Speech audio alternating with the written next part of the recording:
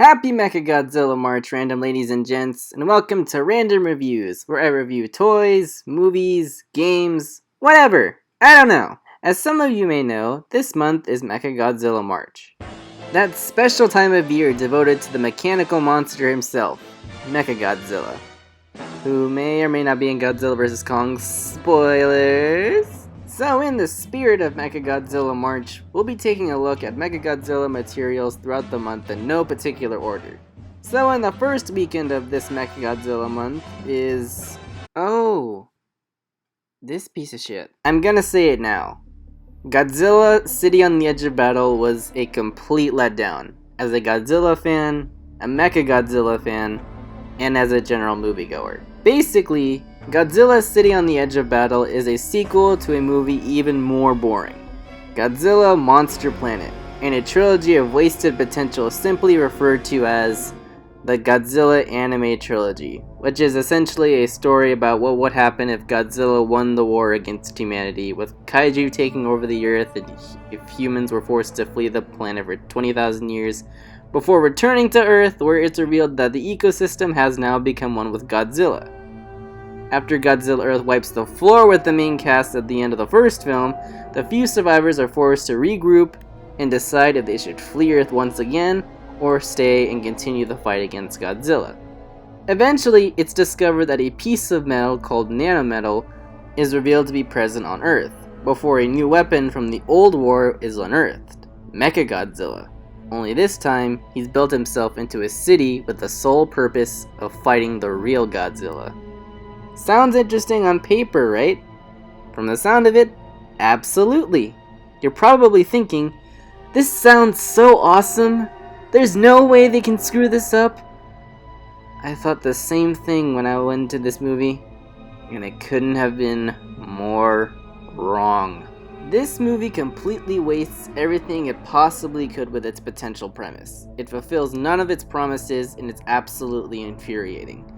I was going into this movie expecting an epic clash between a Mechagodzilla City versus a Godzilla Earth.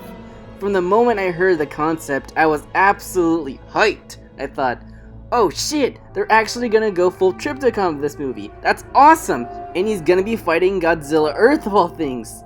It is gonna be lit. What we did get was the main characters trying to turn Godzilla into nanometal Xerxes from 300.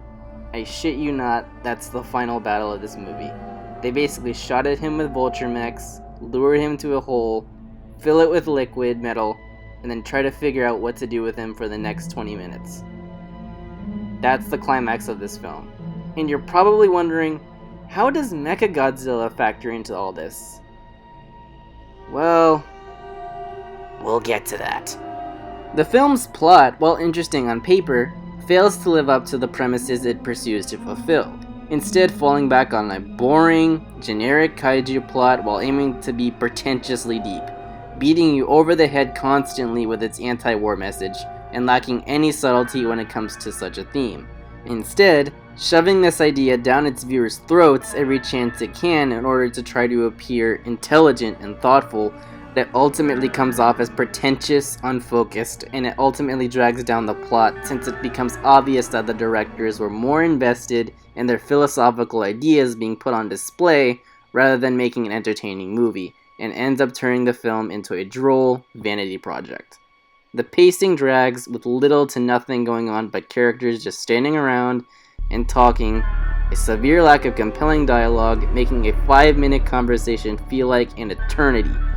And once again, the directors take every chance they can to shove some philosophical nonsense within the mix of the dialogue to try to make the film seem smarter than it actually is, dragging out the film's pacing, turning what's supposed to be a sci-fi adventure into a snooze fest. The characters are almost, if not just as uninteresting as the plot. Haruo is as typically bland as an anime protagonist can get. His singular character trait is that he wants to be Godzilla because Godzilla killed mommy and daddy and humanity's responsibility, yada yada yada. I will say, he's not the worst character in the film.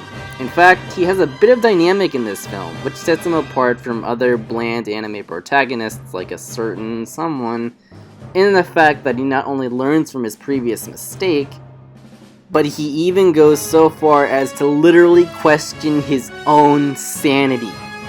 And I appreciate the awareness of his obsession, rather than being an oblivious madman whose only character trait is vengeful anime protagonist. Don't get me wrong, that is his only character trait, but the ounce of self-awareness makes it tolerable. Godzilla Earth himself isn't much of a character, more or less a literal force of nature in this movie, and that's absolutely fine. Godzilla has always been a force of nature in films.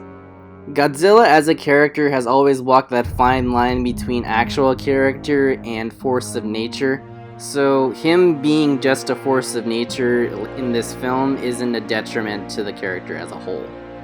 He's treated as a legitimate threat throughout the film, whose looming presence makes you feel like you're walking on literal glass for just being on his planet, and it never ceases to add a sense of atmosphere and terror. However, the title for worst character goes to Yuko. Holy hell, is this spiteful, ignorant, idiotic, xenophobic little wretch annoying. Every time she's on screen doing something, she's either whining, being a complete moron forcing others to save her sorry carcass, or being Haruo's side hoe who's possessive, with the occasional racism here and there. The only thing she's good at in the whole movie besides being a gutless turd is that she's an amazing pilot. But at the end of the day, we all know that's not enough to save a bad character. This is where the fun begins. I will say, Yuko's test flight of the Vulture is one of the most visually impressive scenes in the film. Which brings me to my next point. The visuals in this movie were actually okay. The animation and art style is pretty much the same throughout the anime trilogy, and it manages to stay visually astounding even if the character models can be a bit of an eyesore. The set pieces are absolutely phenomenal, to the point where it's almost worth the visual spectacle. Almost. Which brings me to my final point. Mechagodzilla.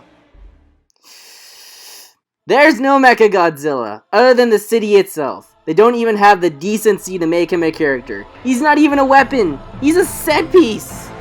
The film, its filmmakers, and marketing break the one promise, the one thing we came for, the thing they were marketing so hard for this film, and he doesn't even show up.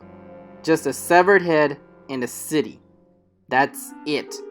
No Mechagodzilla, no Mechagodzilla drones, no Mechagodzilla city transforming into a giant robot, just a head and an uninteresting final battle with no Mechagodzilla. Months building up to this film, they were marketing it hard that Mechagodzilla was joining the fight as his usual mech self, with awesome new weapons and abilities that were sure to put this new Godzilla to the test.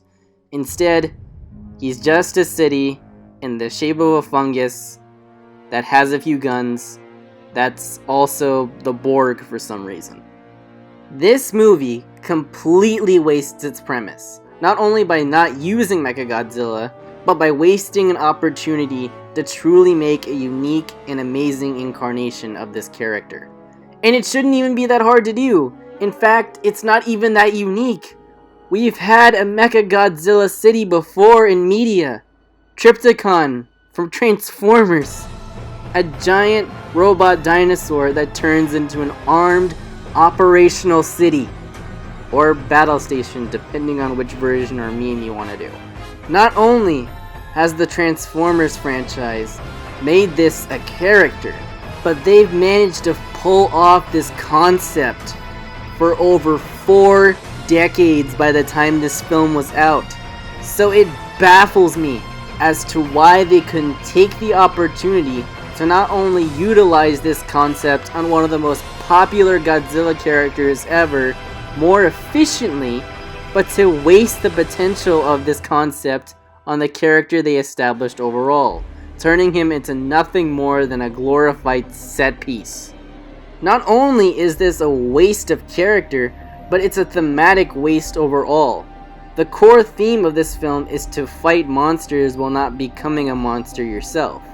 When the Bila Saludo aliens allow themselves to be absorbed by Mechagodzilla, It represents them being turned into monsters, which is fine until they start beating you over the head again with that message, lacking any sort of subtlety or respect for the audience's intelligence to put two and two together.